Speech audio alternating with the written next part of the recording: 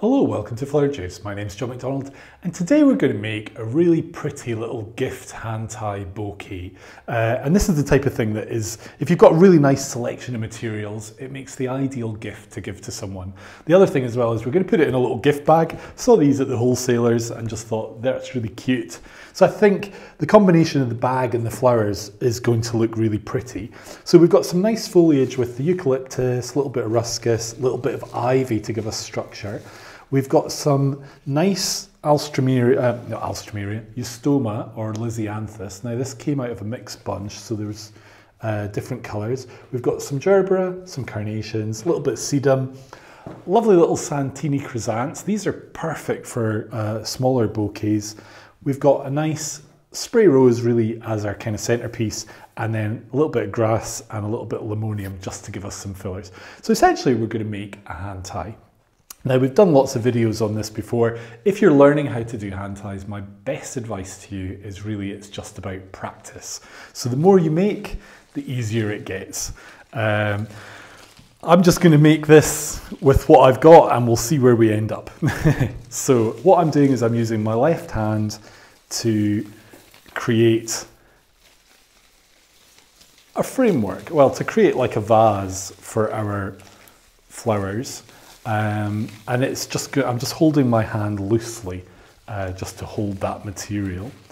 Now you can either start with your middle flower and work your way out, or you can create a framework and then slot things in. There's a few different ways to make a hand tie, and I would say it's worth exploring all of them to see which method you like. Now what you might find is that you actually don't have a preferred method. You'll chop and change your method depending on what you're making. So what I've done there is I've just created that little framework with our flowers, with our foliage. And now I can really slot in my flowers where I want them to be. So we're going to have like a spiral here, and I want to be consistent. So when I go in there, I'm going basically from right to left at the back, and from the front, I'm going to go from left to right, but crossing over. And we just want to create a structure and create balance with our design. So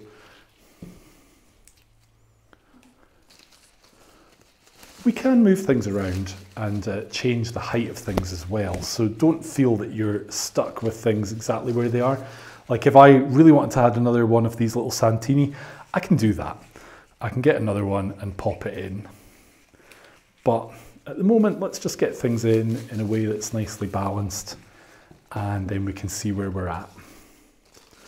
So I also don't want this one to feel too symmetrical. It's not a bridal bouquet. It's definitely should feel informal and relaxed. And that is why I basically say keep your hand relaxed as well, because the longer you're holding this, the more tired your hand will get. So really, if you put some tension into your hand, and that'll go up your arm, up your wrist, and you will just end up feeling tireder quicker, and it becomes more of a problem. If you are working on a hand tie and you're taking a bit longer than you think you were going to need, and you need to have a little rest, then just rest it on the table. That's a good piece of advice. I'm absolutely loving these gerbera that I found at the wholesaler. I don't know what name they are, but they've got the most beautiful colour, but also this kind of multi-petal look is really, really nice. Yeah, I think we'll come more into the middle. So this is the great thing about having a nice spiral, is that you can move things around. You can add things and change things. Because that structure is consistent, then you're able to do that. So just adding a few little grasses. So as you can see, just working with our spiral here, just keep an eye on, is it happy? Do you need to change anything?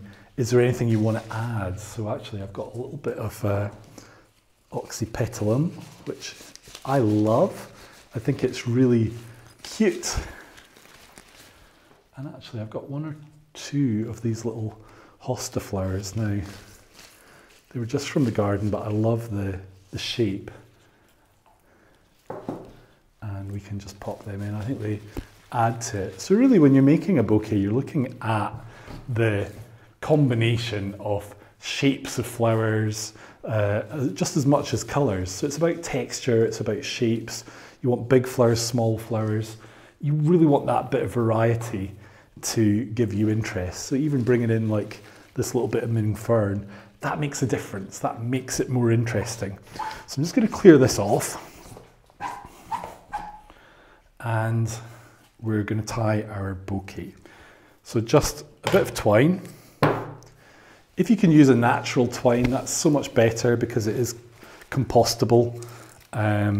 Basically, there are plastic twines out there, but they're not going to biodegrade, so a natural twine is better.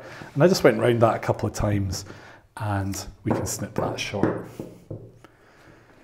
So that is our bouquet. As you can see, it's got a nice neck to it. There's no real foliage underneath the tie point, and that's important because if you have foliage that will be in the water, it's going to degrade and it's going to turn that water and it's going to cause a bit of a problem. So I want to put a little collar on this of paper.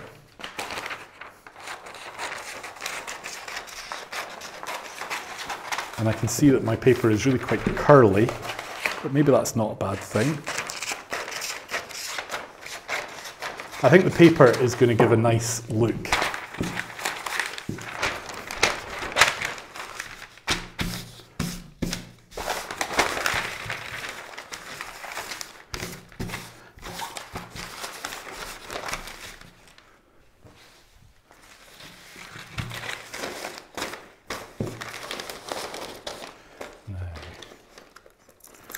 Do need to stick this.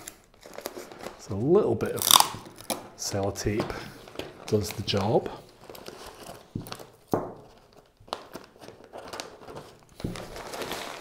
Now you can retie that, but it doesn't actually really need it. What we are going to do is we're going to put a little bit of cellophane on the bottom as well. So I'm really looking for a square.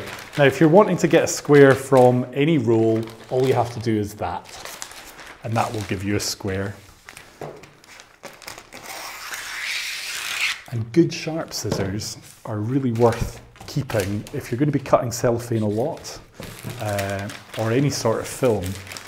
Don't use blunt scissors, basically.